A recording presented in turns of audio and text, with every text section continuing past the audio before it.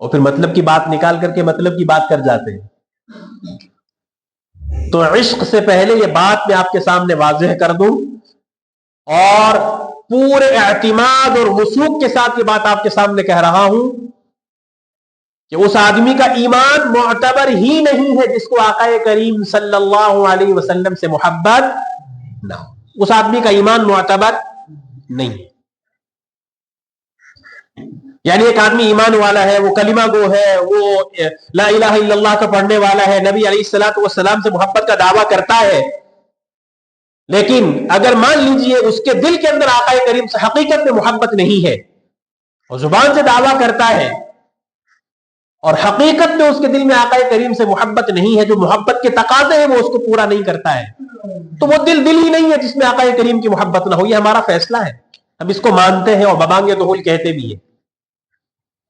لیکن جو سوچنے کی بات ہے وہ اس کے آگے والی بات ہے کہ اگر ہمیں اللہ کے نبی صلی اللہ علیہ وسلم سے محبت ہے, ہم اس کے دعوے دار ہیں, تو پھر ہم اپنے کردار کو, اپنے اعمال کو, اپنی زندگی کو دیکھیں کہ جیسی آقا کی زندگی تھی ویسی میری زندگی ہے کہ نہیں. تبھی تو معیار سیٹ ہوگا کہ نہیں ہوگا. میری بات آپ سمجھنے کی کوشش کریں. کوشش کر رہا ہوں آسان الفاظ میں سمجھانے کی. میں کہہ تو رہا ہوں کہ مجھے آقا کریم سے محبت ہے صلی اللہ علیہ وسلم, برسر عام بھی کہتا ہوں, مجمع عام میں بھی کہتا ہوں, چلا کر کے بھی کہتا ہوں. لیکن پھر دوسرا پہلو یہ بھی تو دیکھنا پڑے گا کہ کہنے والا کوئی بھی ہو, میں ہی آپ کے سامنے اگر اس کا دعویٰ کروں کہ مجھے آقا کریم سے محبت ہے, لیکن پھر مجھے عملی طور سے, پریکٹیکلی طور پہ میدان میں آ کر کے اس کو ثابت میں تو کرنا پڑے گا نا کہ تو اگر آقا سے محبت کا دعوے دار ہے تو پھر تیری زندگی آقا سے میل کتنا کافی ہے, تیری زندگی صورت اور کردار میں آقا سے کتنی مشابہت رکھتی ہے, تیری صبح و شام آقا سے کتنی مشابہت رکھتی ہے, آقا کے فرامین پر تیرا عمل کتنا ہے, اور آقا جن چیزوں سے منع کر کے گئے تو ان سے بچتا کتنا ہے. یہی تو معیار ہے, سیٹ کرنا ہے. ایسا تو نہیں چل سکتا نا کہ ہم دعویٰ تو عشق کا کریں لیکن عمل کے میدان میں جب عمل کرنے کی باری آئے اس وقت ہم لے تو لان سے کام لیتے ہوئے, منمانی اور تعویلات و تحریفات سے کام لے کر کے اس راستے سے بھٹکتے ہوئے یوں کہے محبت تو ہمیں ہے آقا لیکن ہم چلیں گے تیرے راستے پر نہیں. ایسا نہیں چل سکتا کہ دنیا میں یہ نعرے سنہرے بہت لگیں گے, دنیا میں یہ نعرے بہت حسین لگیں گے, لیکن کیا گمان ہے آپ سب کا کہ یہ نعرے کل قیامت میں اللہ کے سامنے پیش ہوں گے تو کیا ان نعروں کو ثابت کرنا پڑے گا کہ نہیں کرنا پڑے گا؟ کہ دنیا میں میں دعویٰ کروں محبت کا اور آپ میری محبت میں میرے دعوے کو سچا مان لیں تو کیا مجھے کل قیامت میں اللہ کے سامنے اس دعوے کی دلیل پیش نہیں کرنی پڑے گی؟ کیا میرا کل سب کچھ معاملہ اللہ کے سامنے کھولا نہیں جائے گا؟ اولین آخرین کے سامنے آقا کے سامنے پیشی نہیں ہونی ہے؟ تو اس وقت اگر آقا کے سامنے پیش کیا گیا اور آقا دیکھ رہے ہوئے اپنی امت کے ہر فرد کو, تو اس وقت اگر وہ منظر ہمارے سامنے ذرا رونگٹے کھڑا کر دینے والا منظر ہوگا, یا اگر اس وقت یوں کہا جائے کہ تم دعویٰ عشق و محبت تو کرتے تھے لیکن تمہارا عمل اور کردار تو آقا کے سراسر خلاف تھا, تو کیا کریں گے اللہ کے نبی کے سامنے؟ تو اس وقت بھی کیا زبان چل پڑے گی میری اور آپ کی؟ اس وقت بھی ہم یہاں اسی طرح چرب زبانی سے کام چلاتے ہوئے کام چلا سکیں گے؟ وہاں پر نہیں چلا سکیں. جب نہیں چلا سکیں گے تو اس لیے پہلے ہی آپ دنیا میں رہتے ہوئے اس بات کو سیٹ کر لیجئے اپنے لیے. ہم سب کو یہ تہیا کرنا ہوگا, ہم سب کو اپنے آپ کو یہ بات سمجھانی ہوگی کہ اگر ہمیں اللہ کے نبی سے محبت ہے اور ہم اس کے دعوے دار ہیں تو پھر عمل کے میدان میں آ کر کے اس کو ثابت کریں, جیسے کس نے ثابت کیا؟ صحابہ کرام کی جماعت. اور یقین مانیے ایک اللہ والے نے یہ بات بہت پتے کی بات لکھی ہے کہ کسی ایک صحابی کی زندگی بھی آپ اٹھا کر کے دیکھیں, ان صحابہ نے ہماری طرح رو رو کر, چلا کر, زور چیخ کر کے کبھی نہیں کہا کہ ہمیں اپنے آقا سے ایسی محبت ہے جیسی ہم دعویٰ کرتے ہیں نا. ان کو کہنے کی نوبت ہی نہیں تھی, اس لیے نوبت نہیں تھی کہ ان کا کردار بتا رہا تھا کہ آقا سے محبت ایسی ہوتی یا آقا سے محبت کرنے والے ایسے ہوتے. میں بات بڑھانے سے پہلے ایک مثال کے ذریعے سے اس بات کو سمجھاتا ہوں.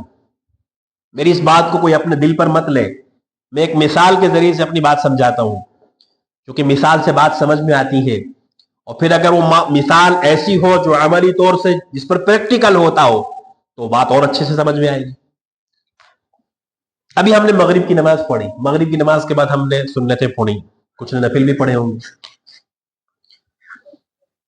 کوئی اپنے آپ میں اس کو دل پر نہ لے، میں بحیثیت مجموعی صورتحال کے تناظر میں ایک بات آپ سے کہہ رہا ہوں. اللہ جانتا ہے کسی پر طنز مقصود نہیں ہے. میں بھی اسی آپ کی لڑی کا ہی ہوں، میں بھی یہی موجود تھا. ہم سب نے جنہوں نے جو ہے نماز پڑھی، سنتیں پڑھی، نفل پڑھے. آقا کریم صلی اللہ علیہ وسلم کی نماز کے بارے میں کیا آتا ہے کہ اللہ کے نبی علیہ السلام نماز کیسی پڑھا کرتے تھے. یعنی جو نبی علیہ السلام کی نماز کا سکون، نبی علیہ السلام کی نماز کا خشوع خضوع، کتنے اہتمام کے ساتھ اللہ کے نبی علیہ السلام نماز میں کھڑے ہوا کرتے تھے، کتنے اہتمام کے ساتھ رکوع کیا کرتے تھے، اور رکوع کے بعد کتنے اہتمام سے کھڑے ہوا کرتے تھے، اور کتنے اہتمام سے سجدے میں جا کر کے سبحان ربی الاعلی، اللہ کی جو ہے نا پاکی کو بیان کیا کرتے تھے. احادیث کی کتابوں میں یہ سب درج ہے، اور بہت سارے یہ جانتے بھی ہیں کہ نبی علیہ السلام اتنے اہتمام اور سکون کے ساتھ نماز پڑھا کرتے تھے. اگر آقا کی نماز ایسی تھی اور آقا اتنے سکون سے نماز پڑھتے تھے تو میرا اور آپ کا دعویٰ ہے کہ مجھے اللہ کے نبی علیہ السلام سے محبت ہے. اور جب نماز پڑھنے کی باری آتی ہے، میں نماز پڑھتا ہوں، تو اس وقت ذرا اپنے آپ سے پوچھیں کہ تو آقا سے محبت کا دعوے دار ہے، ذرا اپنی نماز چیک کر کہ تو نماز کتنی جلدی پڑھ رہا ہے. کہ نبی علیہ الصلوۃ والسلام نماز پڑھتے تھے تو بعض مرتبہ اتنی لمبی نماز پڑھتے تھے صحابہ کرام کو یہ خیال آتا تھا کہیں ایسا تو نہیں ہے کہ اتنا لمبا سجدہ ہو گیا کہ نبی علیہ السلام دنیا سے رخصت ہی ہو گئے ہو. اور ہماری نمازوں کا حال یہ ہے، اللہ ہم سب کو معاف کرے، میں اپنے آپ کو بھی اسی صف میں کھڑا کر کے آپ کے سامنے مخاطب بنا رہا ہوں، بل میں اپنے آپ کو اس سے الگ نہیں کر رہا ہوں. یہ حالات ہے، یہ امت کے حالات ہے جس کی روشنی میں آپ سے کہہ رہا ہوں. ہم کہاں کی محبت اور دعوے کی باتیں کرتے ہیں؟ کیوں اپنے آپ کو بیوقوف بنا کے رکھا ہے ہم نے؟ کیوں اپنے آپ کو جھوٹ اللہ کے سامنے جو ہے مجرم بنا کر کے پیش کرنے جا رہے ہیں ہم سب؟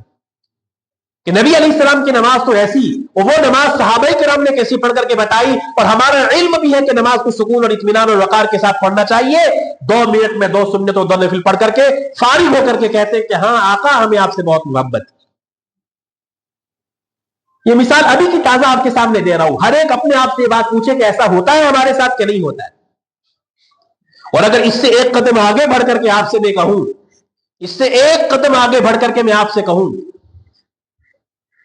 کہ اللہ کے نبی صلی اللہ علیہ وسلم کی صحبت کی برکت سے، اللہ کے نبی علیہ الصلوۃ والسلام کی برکتوں سے، صحابہ کرام نے جو نمازیں پڑھی، اللہ کے نبی علیہ الصلوۃ والسلام نے جو صحابہ کو نماز سکھائی، وہ مشہور واقعہ کہ جہاں ایک جگہ نبی علیہ السلام نے 2 صحابہ کو مامور کیا تھا کہ 2 صحابہ وہاں کھڑے ہو جائیں اور رات کو نگرانی کرے، اور وہاں پر 100 تیر لگنے کے بعد بھی اس صحابی نے جو نماز پڑھی تھی، اللہ اکبر، تیر لگا ہے، خون نکل رہا ہے، اور اس صورت میں امکان ہے کہ دشمن حملہ آور ہو جائے، لیکن نماز کی لذت دیکھیے. اور وہ نماز آقا کی صحبت کی برکت سے انہوں نے سیکھی تھی. نبی علیہ السلام کی صحبت میں وہ نماز سیکھی تھی، اور ان کا یہ خیال تھا کہ میرے آقا نے ایسی نماز پڑھی ہے تو میرے عشق کا تقاضا ہے کہ میں بھی ایسے نماز پڑھوں. خون رس رہا ہے، پیچھے سے دشمن کا بھی خوف ہے، لیکن جب تک وہ صورت مکمل نہیں ہوئے صحابہ نے جو ہے صحابی نے رکوع نہیں کیا ہے. تو پھر بعد میں کہنے والے نے کہا بھی کہ آپ نماز مختصر کر دیتے، دشمنوں کے حملے کا خطرہ تھا. کہا کہ نہیں، دل تو کر رہا تھا لیکن دل یہ بھی کہہ رہا تھا کہ یہ صورت جب تک مکمل نہیں ہوگی تو نماز مکمل مت کرنا، رکوع مت کرنا.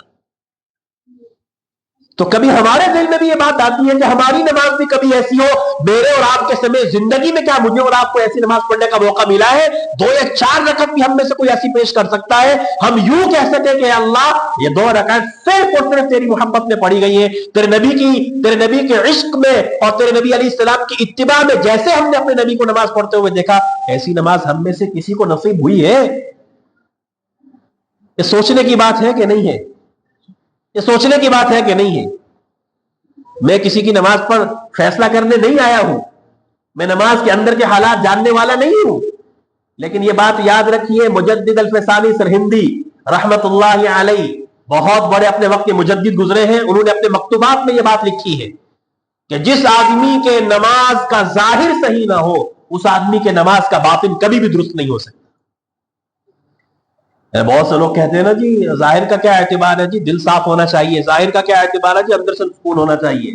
تو ان لوگوں کے لیے بات جاننی ضروری ہے کہ جب تک تمہارا ظاہر یعنی سر سے لے کر کے پاؤں تک جسم سکون اور وقار والا نہیں ہوگا، نماز میں اس حیت سے کھڑے نہیں ہوں گے کہ یہ ہمارا ذہن گواہی دے رہا ہو کہ اس وقت تو اللہ کے سامنے کھڑا ہے، اس وقت تک تصور کیجئے جب تک یہ ظاہر کی کیفیت درست نہیں ہوگی ہمارے باطن کی کیفیت کبھی درست نہیں ہو سکتی۔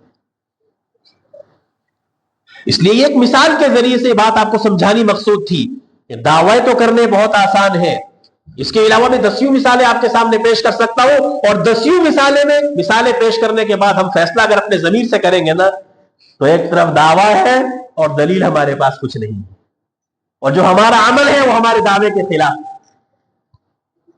ہمارا عمل ہمارے دعوے کے خلاف ہے۔ چلیے ایک اور مثال دیتا ہوں آپ کے سامنے۔ مجھے اللہ کے نبی سے محبت ہے، آپ کو اللہ کے نبی سے محبت ہے نا، محبت تو محبت کا تقاضا کیا ہے؟ جس سے محبت ہو اس کی اطاعت کرنی چاہیے کہ نہیں کرنی چاہیے؟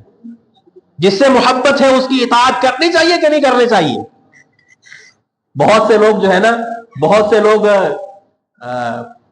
آج تو اس بات کو نہیں کہنا چاہتا تھا لیکن چلو پھر بھی ذہن میں آ گیا تو کہہ دیتا ہوں، بہت سے لوگ جو ہے اپنی کچھ خرافات کو ثابت کرنے کے لیے نا، وہ اللہ کے نبی جب مدینہ تشریف لائے تھے اور وہ بچیوں نے اشعار پڑھے تھے، طلع البدر علینا من ثنیات الوداع وجب الشکر علینا ما دعا للہ داع ایھا المبعوث فینا جئت بالامر المطاع۔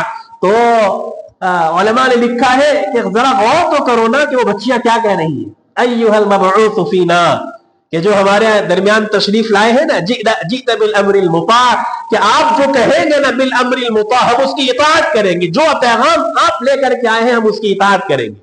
وہ بچیاں تو یہ پیغام دے رہی ہے کہ اے نبی آپ ہمارے پاس مکہ سے یہاں تشریف لائے ہیں تو جس پیغام اور مشن کو لے کر کے آپ آئے ہیں ہم آپ کا استقبال تو کر ہی رہے ہیں، لیکن اصل مسئلہ یہ ہے کہ جو پیغام آپ لے کر کے آئے ہیں نا ہم اس کی کیا کریں گے؟ اطاعت کریں گے۔ یہ اطاعت والا پہلو تو یاد نہیں رہتا، اس سے پہلے کہ آگے پیچھے کی چیزیں یاد رہتی ہیں۔ اصل چیز تو اطاعت ہے۔ اصل چیز کیا ہے؟ اے ایمان والو، اللہ کی قسم کھا کے کہتا ہوں، جس دن اس امت کو اللہ کے نبی کی اطاعت نصیب ہو گئی نا تو ہمارے آدھے سے زیادہ مسائل خود بخود ختم ہو جائیں گے۔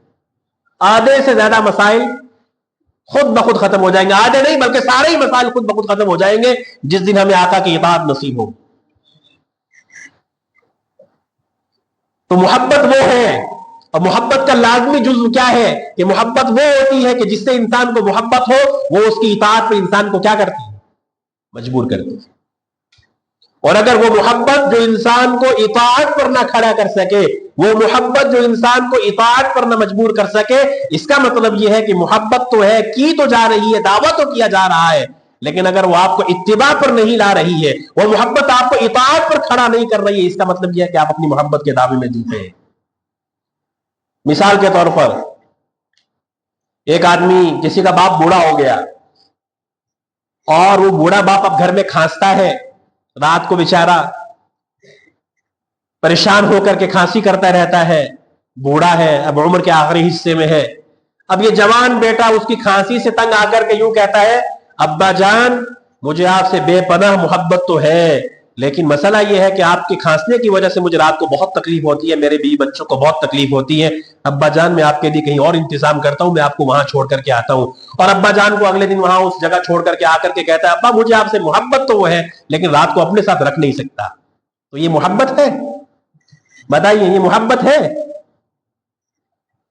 محبت تو ہے لیکن وہاں چھوڑ کر کے آؤں گا۔ ہماری محبت بھی ایسی ہے کہ آقا آپ سے محبت تو ہے لیکن جب عمل کرنے کی باری آئے گی تو آقا ہم نہیں کر سکیں گے اطاعت، اللہ ہم اتباع نہیں کر سکیں گے اپنے آقا کی۔ اور صحابہ کرام کی زندگی میں ایک ایک ایسے ایسے واقعات ملتے ہیں، اللہ اکبر۔ ایک طرف صحابہ کا عشق پڑھیے، صحابہ کی محبت پڑھیے تو ایسا لگتا ہے کیا اللہ تبارک و تعالی نے قوم پیدا کی تھی اپنے نبی کی صحبت کے لیے۔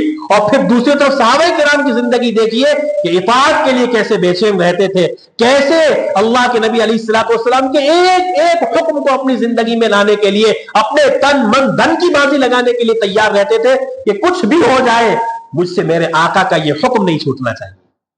اور ہماری زندگی ایک نہیں، دو نہیں، تین نہیں، اگر روز مرہ کی بنیادوں پر بھی اگر ہم دیکھیں نا، اللہ کی قسم کھا کر کے کہتا ہوں، ہم روز ایک دن کے اندر سینکڑوں آقا کے طریقے اپنے پاؤں تلے رونتے ہیں، سینکڑوں میں کیا قسم کھا کر کے کہہ سکتا ہوں آپ کو۔